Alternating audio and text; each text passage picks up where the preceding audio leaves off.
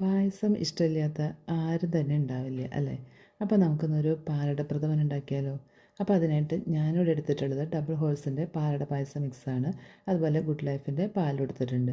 അപ്പോൾ ഒരു പാക്കറ്റ് പാലട മിക്സിന് 1 ലിറ്റർ പാൽ വേണം കേട്ടോ. അപ്പോൾ എൻ്റെ കയ്യിൽ 500 ml 2 പാക്കറ്റ് പാലാണ് ഉള്ളത്. ഇത് രണ്ടും ഒരു പാത്രത്തിലേക്ക് ഒഴിച്ചു കൊടുക്കുന്നുണ്ട്. ഇനി ഇത് നമുക്ക് നന്നായിട്ടൊന്ന് തിളപ്പിച്ചെടുക്കണം. അപ്പോൾ പാല് നന്നായിട്ട് തിളച്ച് വരുന്ന സമയത്ത് നമുക്ക് ഈ പാലട മിക്സ് ഇതിലേക്ക് ഇട്ട് കൊടുക്കാം. എന്നിട്ടൊന്ന് നന്നായിട്ട് മിക്സാക്കി കൊടുക്കുക. ഇനി ഇത് മീഡിയം ഫ്ലെയിമിൽ വേണം കുക്ക് ചെയ്തെടുക്കാനായിട്ട്.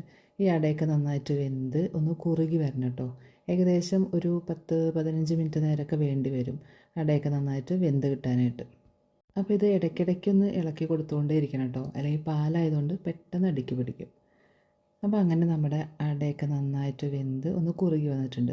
ഇത് ഇങ്ങനെ തന്നെ കുടിക്കാനും നല്ല ടേസ്റ്റ് തന്നെയാണ്. ഇനി വേണമെന്നുണ്ടെങ്കിൽ നമുക്ക് നെയ്യിൽ കുറച്ച് കാഷ്യും കിസ്മസും ഒന്ന് റോസ്റ്റ് ചെയ്ത് ഇതിലേക്ക് ഇട്ട് കൊടുക്കാം. അപ്പോൾ വളരെ ഈസി ആയിട്ട് നമുക്ക് ഈ പായസം ഉണ്ടാക്കിയെടുക്കാം കേട്ടോ. വെറുതെ ഇരിക്കുന്ന സമയത്ത് ചിലപ്പോഴെങ്കിലും നമുക്ക് തോന്നില്ലേ പായസം കുടിക്കണമെന്ന് ഒരു കൊതി തോന്നാറില്ലേ? അപ്പോൾ നമുക്ക് പെട്ടെന്ന് ഉണ്ടാക്കിയെടുക്കാൻ പറ്റുന്ന ഒരു അടിപൊളി പായസമാണ് കേട്ടോ അത്. അപ്പോൾ ഇത് ചൂടോട് കൂടിയാണ് കുടിക്കുമ്പോൾ ആഹാ എന്തോ ഒരു സുഖം, നല്ല സ്വാദ്. അപ്പോൾ അത്രയേ ഉള്ളൂ. Tata bye bye.